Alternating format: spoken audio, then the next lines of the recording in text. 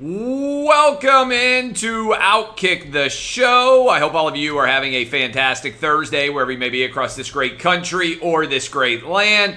The Masters is back. Get your bets in at FanDuel.com/Clay. That is FanDuel.com/Clay for all of your Masters bets. Get hooked up now at FanDuel.com/Clay. Okay. I did not do a show yesterday, OutKick the Show. Of course, I did radio. I didn't do the show yesterday because I was doing Candace Owens' new show with the Daily Wire, the Candace O Show. I think it's going to be fun. It's on tomorrow. You guys will be able to watch it. That was where I was yesterday afternoon in between radio and in between television. A lot of stories as a result to catch up on and dive into. And I want to start, obviously, with the Masters, which I know many of you are probably watching right now or trying to watch as it was not on television, as is always the case. Big takeaway from the Masters, I would say, is the course is playing tough right now as I am doing this show live. Harman is at -3. Hideki Matsuyama is at -3. Patrick Reed is at -3.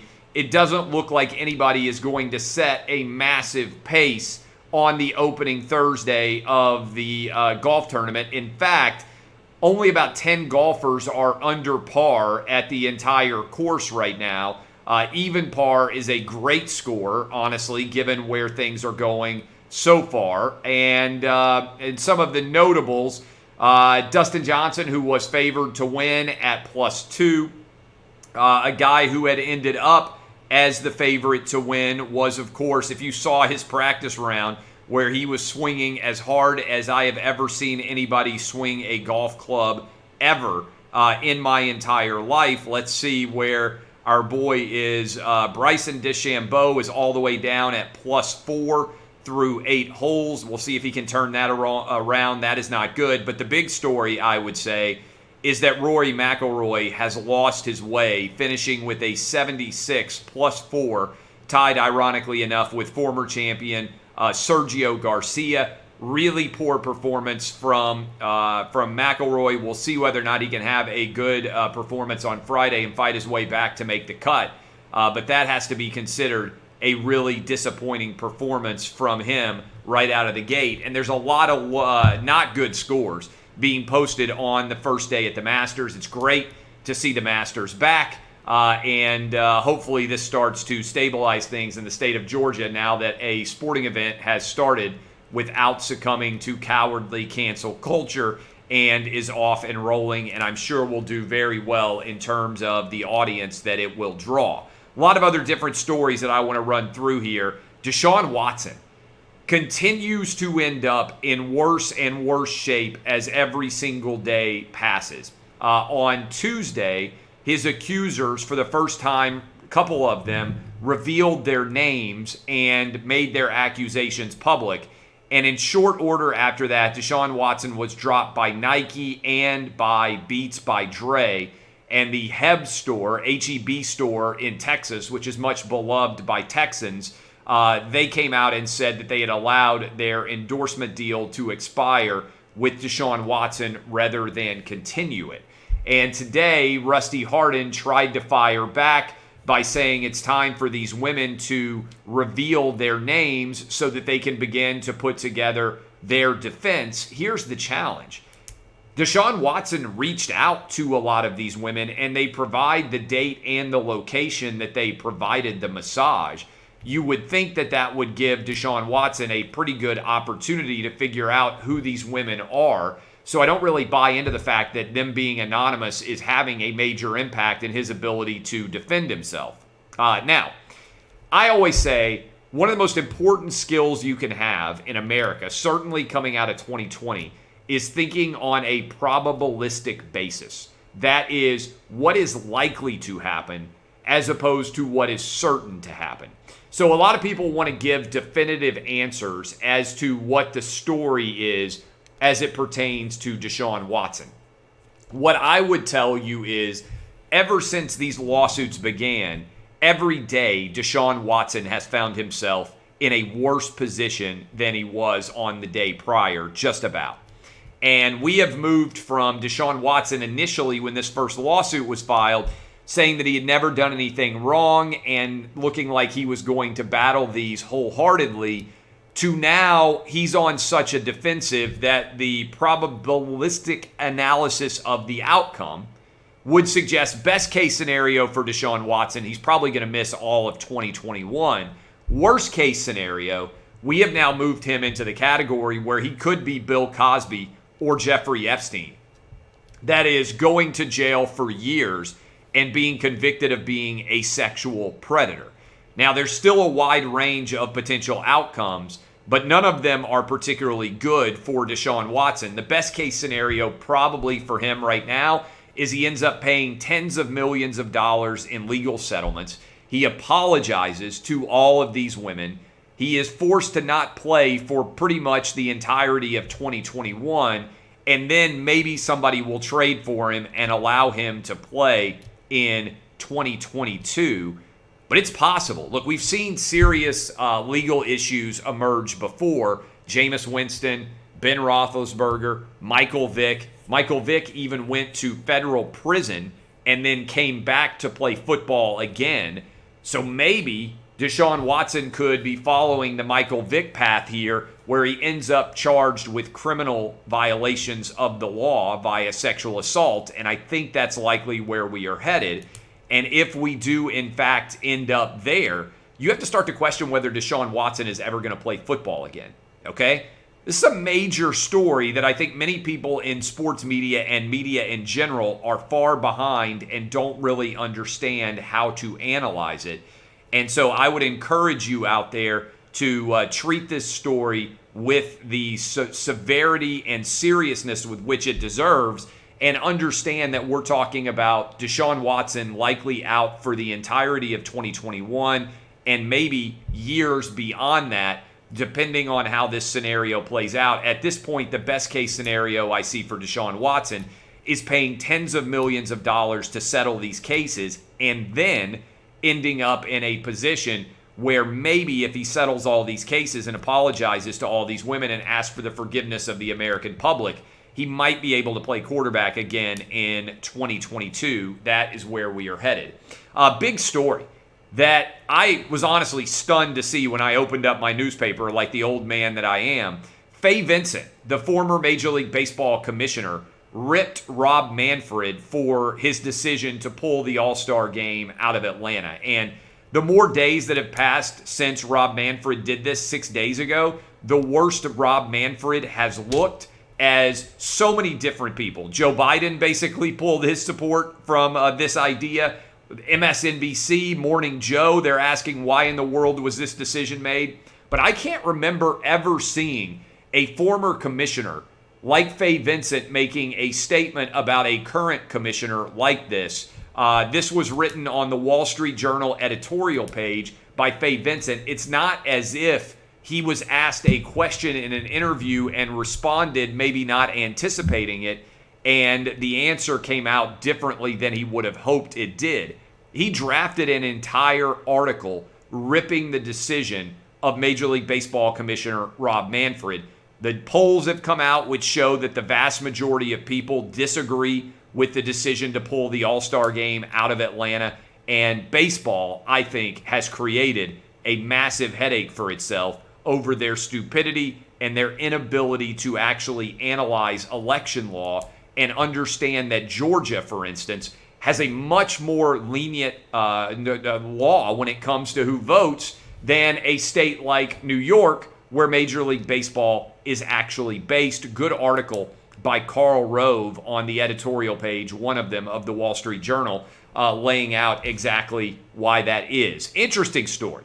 In the world of the NFL draft, Mac Jones has surged out to be the favorite to be drafted third overall by the San Francisco 49ers, who, of course, traded up to get the Miami Dolphins pick in the recent past couple of weeks. Why is this significant? Well, we know already that Trevor Lawrence is going number one overall. We know that, barring some insane outcome, Zach Wilson is going number two overall. So in the number three spot, Now, Mac Jones, Trey Lance, or Justin Fields, FanDuel, again, you can go check it out at fanduel.com/Clay. FanDuel has Mac Jones at minus 210 to the 49ers. Justin Fields is plus 160, and Trey Lance is plus 300. So Mac Jones has moved into a prohibitive favorite, at least early on here, to be the overall number 3 pick by the 49ers. Now, some people are going to criticize this. I'm not going to, because if you've learned anything, it's that trying to predict who is going to be successful in the NFL based on their college career is virtually impossible. If Mac Jones turns out to be a really good draft pick, then it won't matter where he's drafted. If Mac Jones turns out to be a really bad draft pick, then it won't matter where he was drafted. So if the 49ers and Kyle Shanahan believe Jones is perfect to run this offense and make every throw that needs to be made, then it doesn't really matter where they drafted him, whether it was 3rd, whether it was 6th, whether it was 12th. The value here is if you get a stud quarterback, it doesn't matter what it costs because the value of a top quarterback is so out of the realm of every other pick that you really can't overdraft. And I've used as an example, remember when Tennessee Titans moved to Nashville and moved to the state of Tennessee?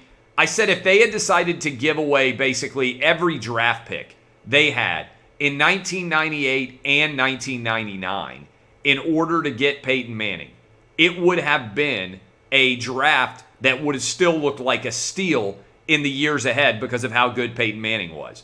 In other words, if the quarterback turns into an all-pro first ballot Hall of Famer, there's virtually nothing you can give up that's too much in order to get him on your team. So, to me, the intriguing question is, if Mac Jones goes 3rd overall, then what will the Falcons do at 4? If they draft at 4, I think they're going to take Kyle Pitts. I think he is their most likely pick because I don't think they want a quarterback. I think they want to roll with Matt Ryan for the next 2 to 3 years. If they're going to do that, Kyle Pitts is the pick. But could someone who loves Justin Fields or Trey Lance decide they have to surge up the draft board to go get them? That is a story that is certainly worth following. Sean Miller, out at Arizona after 12 years. I don't understand why this happened now. And I also don't understand how other coaches who have done as bad or worse, I'm looking at you, LSU and Will Wade, how they remain employed, and suddenly Arizona, which rode through all of the difficulty and the turbulence associated with staying committed behind Sean Miller, how they now have decided that it is the appropriate time to fire him. It doesn't add up or make a lot of sense to me that Sean Miller, who is now out after 12 years. Interestingly, do you know who the favorite is to get the job at Arizona, according to odds makers? Damon Stoudemire. So we're now in an interesting copycat universe where guys want to hire former players because of the success that Juwan Howard has had so far at Michigan. This is the new trend. You go hire a relatively young former player and hope he is able to lead your college basketball program back to dominance. Memphis did it with Penny Hardaway on some level, although he wasn't the same level of dominant player. UNC has done it with Hubert Davis. Jerry Stackhouse didn't go to Vanderbilt, but he has been hired and a pretty decent job here in Nashville to take over as the head coach at Vanderbilt. And now, now we're in a situation where Arizona may be doing the same thing with Damon Stoudemire. When I looked at the odds of who was going to be the next Arizona head coach, I thought it was interesting. Jason Terry is also on that list. Another couple of players that went to Arizona, if I remember correctly. This is the new trend line in college basketball. Tiger Woods. We're talking about the Masters. They dropped the news of Tiger Woods and his car crash on the Wednesday afternoon, basically, right before the Masters was set to tee off. It's a strange story. They checked the black box inside of Tiger Woods' car and found that he was driving nearly 85 miles an hour, roughly, in a 45 mile an hour zone, and that he accelerated into a tree, never really braked throughout the entirety of that accident. And I understand Tiger Woods was running late and maybe he was trying to get to the golf course as fast as he possibly could. But going 40 miles an hour over the legal speed limit is pretty wild. And I hope Tiger gets well. And certainly a lot of you who are watching the Masters right now, it's impossible to watch the Masters without thinking about Tiger Woods. It is worth following to see exactly what is going to shake out there. Again, Tiger Woods, car crash, details, wasn't aggressively investigated. Seems like he may have gotten some preferential treatment from the police in Los Angeles because this is a pretty serious accident. And now we know he was going 40 miles over the speed limit, and they never really aggressively, it seems to me, conducted an investigation to try to determine exactly what happened. I shared a graphic, and I think it's significant, and I'm going to get to that graphic in a moment, but what's also significant is you guys being able to take care of your crown jewels. Make sure that your balls thank you for everything that you do at manscaped.com. And I want to tell you about Manscaped right now because they are in the middle of doing something that is so phenomenal, that is so incredible, that is outstanding. Do you know that right now testicular cancer is the #1 form of cancer for men ages 15 to 35? Right now, if you go to manscaped.com and use the code #DBAP20, that's #DBAP20, if you use that code, they will give you 20% off everything you buy and free shipping. It's starting, guess what, to get hot out. If you ever play sports outside, you know what that means. That means your balls get sweaty and they start to stink. Trust me, your balls will thank you. So will your wife. So will your girlfriend. So will anybody else that has access to your nether regions. I was just outside. It's getting a little warm in Nashville, playing catcher for my 10-year-old. And I got to tell you, sweating a little bit when I came back in, I was glad for all of the Manscaped products that can take care of my crown jewels just like they can take care of yours. Go get hooked up now. Donation going for testicular cancer, ages 15 to 35, the #1 cancer in America. And they will take care of helping to battle that cancer at manscaped.com. Right now, you get 20% off and free shipping with the code DBAP20 at manscaped.com. That's 20% off and free shipping with the code DBAP20. Go to manscaped.com today. Trust me, your balls will thank you. I was talking about a graphic that I tweeted out, and I would encourage you guys to go check it out. And that graphic makes something pretty clear. Your kids are likely to be attending in-person school if you have a Republican governor.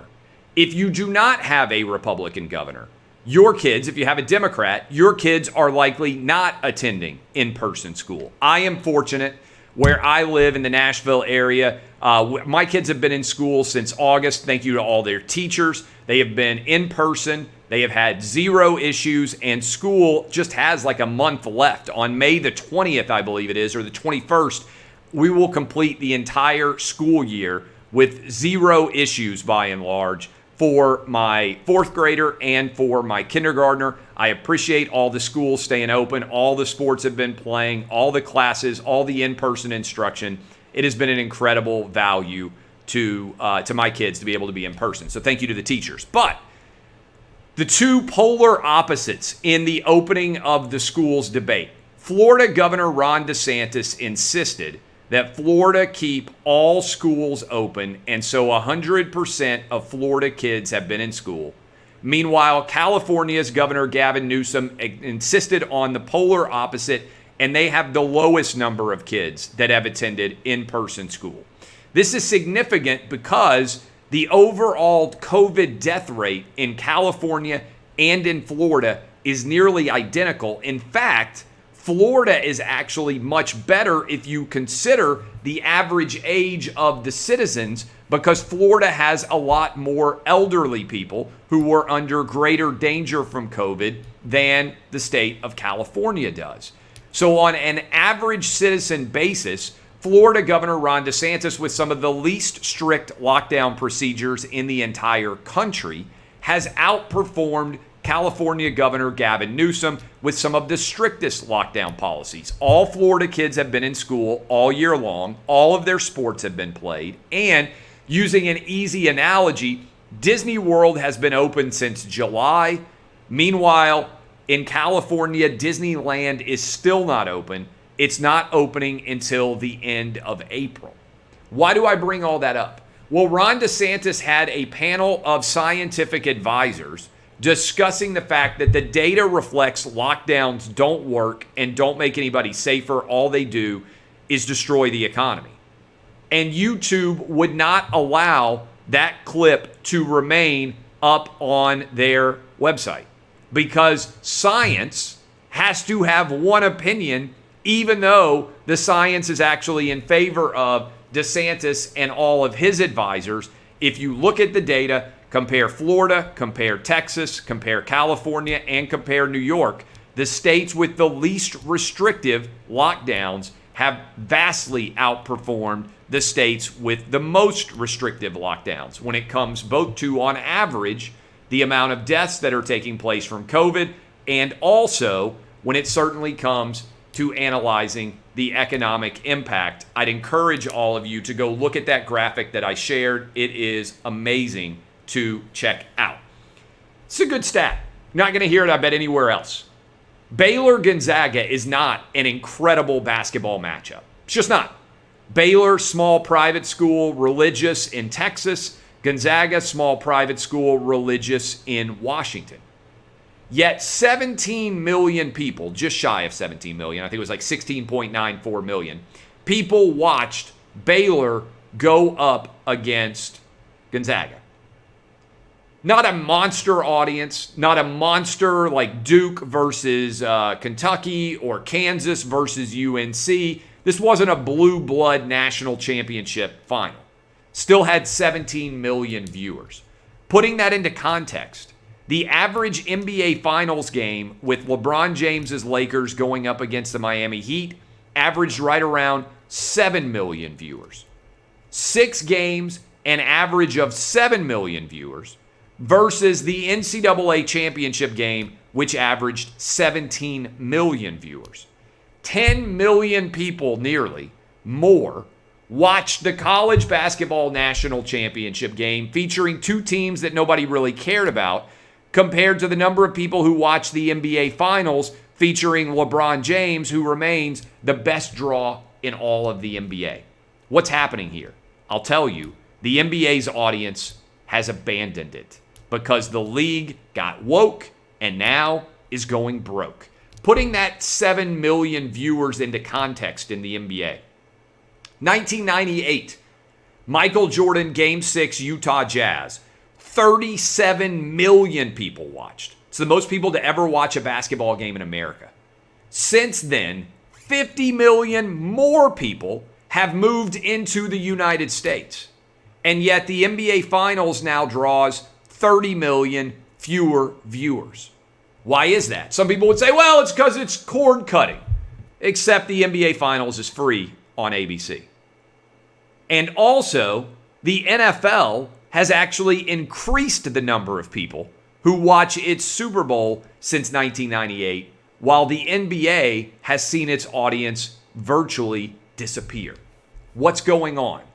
The NBA is insulting its audience, which still likes basketball by virtue of 17 million people watching Baylor Gonzaga, nearly 10 million people more than watched an average game in the NBA Finals. Some people are going to say, well, it's because the NBA Finals taking place in October this year. It was going head-to-head with football. Not true. Only 2 of the 6 games actually competed against football. The other 4 had the night to themselves. People are abandoning the NBA because its players, coaches, owners, and commissioner insult all of the fans who don't believe in woke basketball statements. And that is the vast majority of the American public, sports fans, and otherwise. The NBA is in trouble. Speaking of woke, Jemele Hill. Congratulations to Jemele, who finally won an award. She wins the OutKick Award for the wokest member of the sports media, beating Darren Rovell, beating Keith Olbermann, storming her way to excellence, the likes of which we have not seen this side of the Baylor Bears men's basketball team. Congratulations to Jemele on her OutKick Woke Championship. We may have to go ahead and retire her rather than allow her to continue to dominate going forward, because I'm not sure anybody can step to this queen's crown. Finally, my good friend Brooke Baldwin.